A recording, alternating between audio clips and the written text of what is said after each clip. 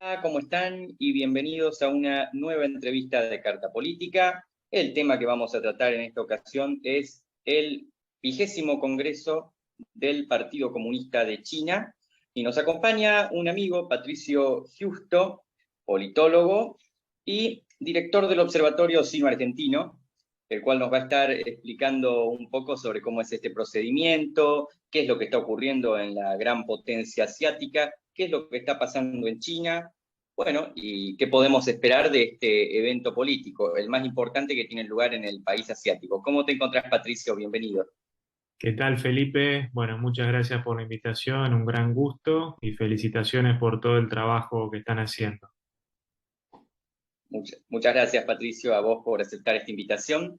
Y bueno, sin más preámbulos, así ya podemos ir entrando en tema. Si pudieras hacernos una breve introducción al sistema político de la República Popular China, ya como para los que no saben nada del tema tengan una idea más o menos básica.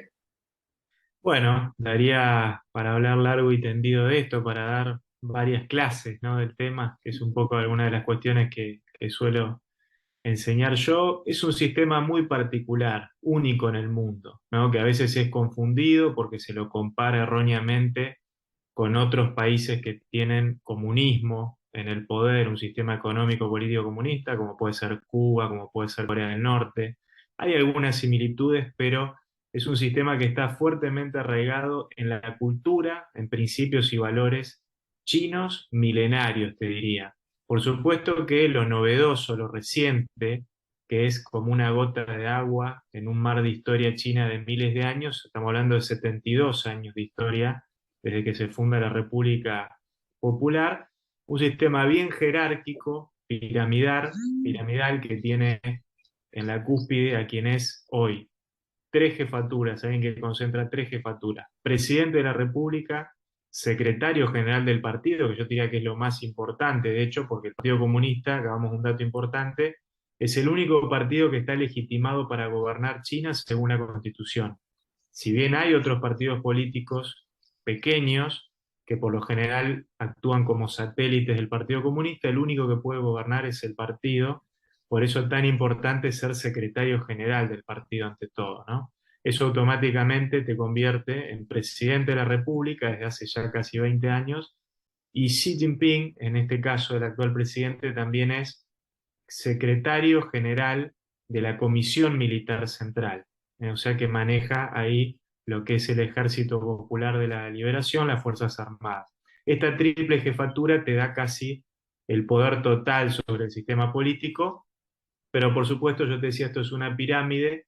Hacia abajo tenemos en la cúspide, rodeando allí al presidente, 6 otros miembros que componen lo que es el comité permanente del partido. Ahí, por ejemplo, está el primer ministro, que es el número 2 del régimen, está el presidente de la Asamblea Popular, que sería el Congreso, el equiparable a lo que sería un Congreso en una democracia occidental, el presidente de la Conferencia Consultiva Política, este es un órgano que no lo podemos comparar con nada de nuestro sistema, que sería como un congreso en paralelo donde están los más experimentados, ¿no? Los gerontes, los ex militares destacados, ex políticos destacados, que también dan sus directivas y son escuchados. No es vinculante lo que ellos dicen, es como un órgano consultivo de gente experimentada.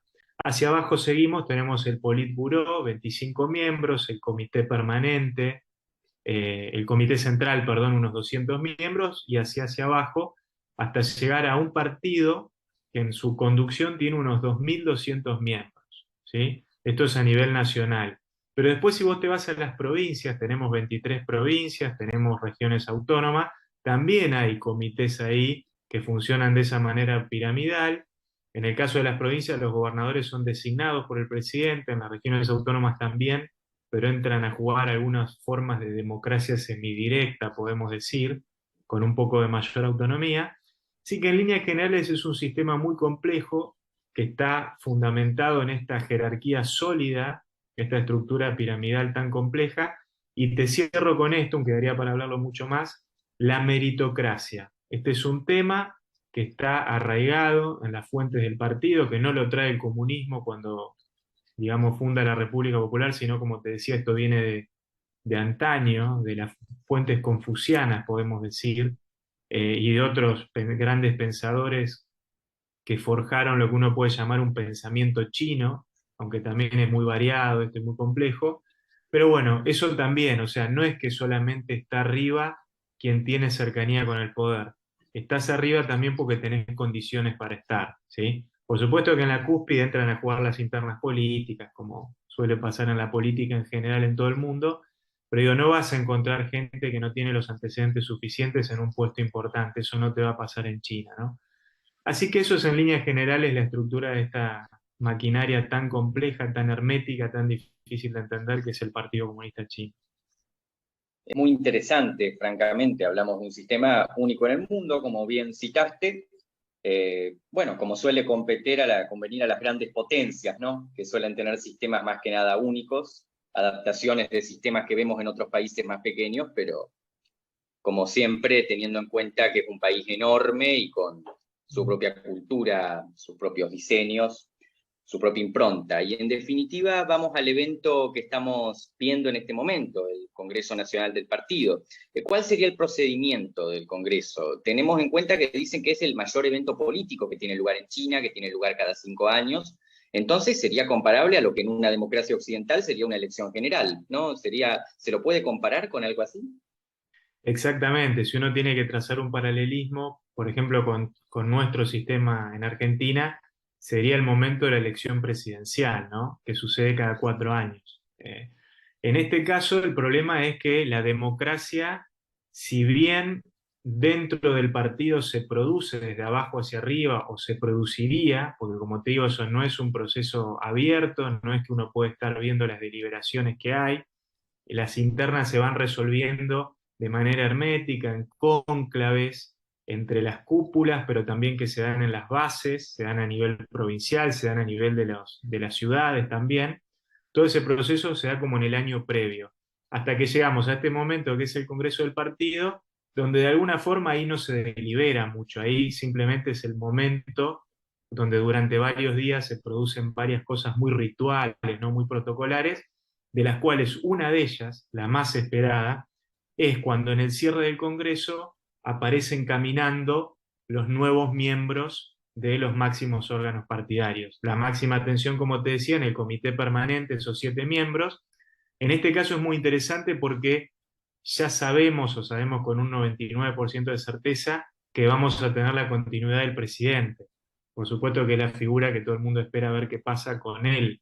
Bueno, ya sabemos eso. Ahora, quienes van a rodearlo, probablemente haya cambios importantes y eso también va a dar la impronta de la futura gestión, que dura 5 años, esto se respeta desde 1949, ahí están los planes quinquenales que acompañan esta gestión, hay una cultura de rendición de cuentas, muchas veces se cree en Occidente que China está cimentada, la fortaleza del partido solo en la represión. Si bien existe, hay un aparato represivo fuerte, ¿no? No es esa la clave del éxito del Partido Comunista. Si eso no va acompañado con logros económicos, no hubiera llegado el partido a cumplir 100 años y 72 en el poder. Eso, la verdad que yo siempre trato de aclararlo, ¿no? A veces a riesgo de que me digan que defiendo el sistema, en realidad no defiendo, simplemente lo describo y trato de ayudar a explicar un poco cómo funciona. Pero acá sí, Felipe, estamos ante una peculiaridad, vamos a tener una reelección. Esto es romper una tradición que había instalado Deng Xiaoping, quien gobierna China hasta 1992, el padre de la reforma y la apertura económica de la China moderna, superpotencia que conocemos, que deja atrás ese periodo tan oscuro, tan tumultuoso de maoísmo, que si bien fue fundacional, dejó a China destrozada. Bueno, Deng instaura esa tradición. Él sabía que no había, él estaba convencido de que no había que abrir, no había que democratizar, no había que hacer lo que hizo Rusia y así terminó, digamos, la Unión Soviética, mejor dicho, ¿no? Entonces, pero sí tenemos que poner ciertas condiciones para no volver a la cuestión de la hiperconcentración del poder, el personalismo, que pasó lo que pasó en el pasado. Por supuesto que Deng no lo explicaba en estos términos, haciendo una crítica abierta a Mao, pero él deja esa tradición. Jiang Zemin la respeta, está 2 mandatos y se va en los 90. Hu Jintao la respeta hasta 2 mandatos y se va, y ahora sí la rompe. Y aparentemente, esto lo vamos a ver en las próximas horas, va por un tercer mandato con un nivel de concentración de poder inédito. Desde los tiempos de Mao a la fecha, ningún líder chino tuvo tanto poder. ¿Cómo eso va a funcionar? Es una gran incógnita, ¿sí? ¿Cómo va a responder el partido a eso con Xi ya consagrado en este tercer mandato? Así que se abre un tiempo de más preguntas que claridades, te diría, en lo que viene para China, porque además esto va acompañado de un momento económico muy complicado, de un contexto internacional súper complicado, en el caso de China, asignado por su conflicto con los Estados Unidos. Así que son periodos interesantes y veremos cómo entonces responde esta estructura ya centenaria que es el Partido Comunista Chino. Claramente sí, como bien citaste, es comprensible que el sistema político chino conlleva una gran aceptación por parte de la población. Uno no puede tener una población de 1.500 millones de personas descontentas. Partamos desde esa base. Y sí, vemos que el sistema ha llevado a China a ser prácticamente una próxima superpotencia. Y bueno, y acabas de citar, sí, lo que es la cuestión de que ningún líder chino hasta allí había acumulado tanto poder en sus manos, fuera quizá del propio Mao. Pero ¿existe en la actualidad competencia política seria? ¿Cómo se viene desarrollando este procedimiento hasta ahora? A ver, esto es muy interesante porque la competencia política siempre existió y existe en la actualidad, incluso en el marco de este sistema tan aceitado, tan hermético, todo lo que estábamos hablando anteriormente, tan jerárquico. El problema es que se da puertas adentro, ¿eh? Uno puede decir a espaldas de la población, y sí, en gran parte sí, y por eso no estamos hablando de una democracia de tipo occidental, donde además la gente a lo sumo elige a sus representantes partidarios, pero no hay una democracia directa para elegir a los máximos líderes. Entonces esa competencia se da, muchas veces lo que sucede es que el resultado de esa competencia no se conoce de manera inmediata. Por ejemplo, cuando nosotros veamos la foto de los nuevos miembros del Politburó, ahí nos vamos a dar cuenta qué pasó con esa competencia interna. Si vamos a ver muchas figuras fieles allí, o casi todas fieles allí, nos vamos a dar cuenta que finalmente él pudo imponerse plenamente. Ahora, si vamos a un reparto con otros sectores políticos que ahí hasta ahora están representados en lo que es la cúpula del partido, quizás quiere decir esto que primó un cierto equilibrio y quedamos en una situación de más balance de poder interno, ¿no? Pero esas líneas existen. Yo te diría que en los últimos 5 años esa línea interna la representó el primer ministro, justamente, Li Keqiang, que en muchas cuestiones económicas no coincidía con Xi. Y esas diferencias incluso quedaron expuestas públicamente. Si ahora viene un primer ministro más fiel a Xi, bueno, eso es toda una señal de cómo se resolvió esa competencia interna, pero que existen, existen, ¿eh?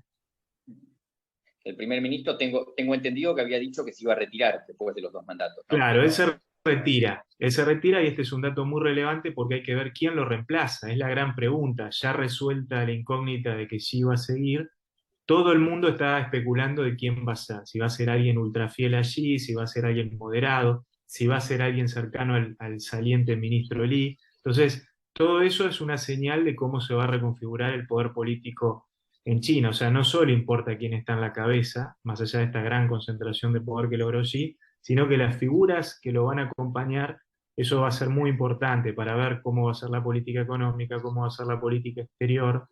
Entonces, y el mundo tiene que prestar mucha atención a eso, ¿no? y bueno, recién mencionaste que en los últimos 5 años, bueno, se han producido cambios, ¿no? ¿Qué diferencias hay en este Congreso respecto al que tuvo lugar hace 5 años? Bueno, a ver, en cuanto al funcionamiento, es exactamente el mismo. No, no hubo grandes cambios en cuanto a los mecanismos, en cuanto a los plazos, en cuanto a la cantidad de miembros del partido que asisten. La verdad que en ese sentido vemos un calco, te diría, de los últimos 5 años. La gran diferencia es esta, es un Congreso que se está preparando para quebrar una tradición política, como te decía, muy importante, que era la limitación de los 2 mandatos, ¿no? Que se elimina en el año 2018 por el propio Xi. Y además había todo un rumor, que esto también lo vamos a ver cuando aparezcan las nuevas figuras, que supuestamente iba a haber, a partir de este Congreso, más representación de mujeres. Pensemos que en el Politburó, que son los 25 miembros más importantes del partido, hay una sola mujer. Entonces, la especulación este año era si iban a aparecer más mujeres, por ejemplo, ¿no? Que hay dirigentes partidarias, el problema es que no se les asignan cargos importantes, generalmente. Y después si va a haber una cuestión más plural en términos de las minorías étnicas, ¿sí? Hay 56 etnias minoritarias, el tema que en China el 90% de la población es de la etnia Han, ¿no? Que es la etnia mayoritaria. Entonces va a ser otra señal, si sí está dispuesto a más apertura o no en ese sentido, porque la presión desde las bases es clara. Es evidente que China, si bien todos los procesos son muy lentos, también tendría que acompañar un poco los procesos que se están dando en otros lugares del mundo con otras culturas políticas, ¿no? Y en China esa presión también existe.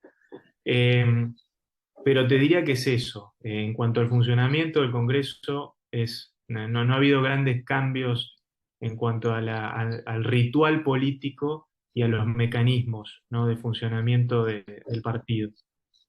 Sí, claro, y habían dicho que, bueno, los problemas de las minorías étnicas eran una cuestión importante en la China actual, sobre todo en el norte, el Tíbet, etcétera, etcétera.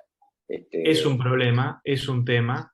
Ahora, si vos me preguntás en el discurso de Xi que dio al inicio del Congreso, fue un tema que yo creo que a propósito probablemente no ocupó un lugar central, por más que es central, y tiene que ver con todo esto del fuerte criticismo que ha habido últimamente del exterior, sobre todo los Estados Unidos, este informe que se hizo sobre la situación en Xinjiang que llevó a cabo Bachelet, la expresidenta de Chile, cuando estuvo a cargo de la Comisión de Derechos Humanos, muy polémico.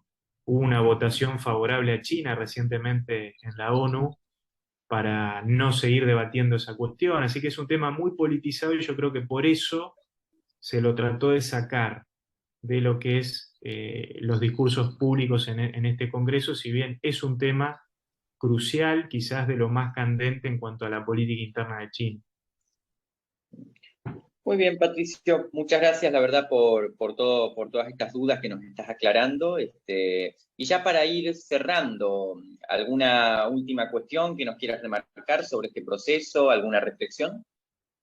Sí, yo te diría, como para sintetizar un poco todo lo que venimos charlando, vamos a tener un presidente de China que nunca fue tan poderoso, por lo menos de los tiempos de Mao, como te decía, pero cuidado, al frente de una China que nunca fue tan poderosa a escala global. Es una China que ya es la segunda superpotencia económica, en algunos planos ya es la número uno, ¿sí? Camino a superar a los Estados Unidos, en una carrera que es de largo plazo. Ellos están pensando en el 2049 en convertirse en lo que ellos llaman un país socialista moderno, o sea, con ingresos medios equiparables a los países más avanzados de Occidente. Y bueno, ese es un camino plagado de obstáculos. Entonces, ante ese camino plagado de desafíos, el presidente Xi dijo, se vienen tiempos tormentosos, ellos mismos lo están viendo y lo están diciendo, de vuelta, hay que ver cómo responde el sistema político, ¿sí? Con todas estas tensiones, estas presiones internas, este momento inédito de un tercer mandato, y cómo también este presidente, ahora confirmado, reconfirmado, puede lidiar con todos esos desafíos externos. Yo creo que hay que prestarle mucha atención y seguirlo porque es algo que va a ser decisivo, no solamente para China, sino también para el resto del mundo, incluido la Argentina, por supuesto. Muchas gracias, Patricio, nuevamente. Patricio Giusto, director del Observatorio Sino-Argentino, politólogo, sinólogo y, bueno, un buen amigo. Le mandamos un saludo y un saludo a todos los que nos están viendo y a todos los que nos van a ver. Con esto cerramos esta nueva entrevista de Carta Política. Les recuerdo que pueden seguirnos en Twitter como @politicacarta o en Instagram como Carta Política. Los invitamos a suscribirse a nuestro canal de YouTube y nos estaremos viendo en futuras entrevistas. Muchas gracias.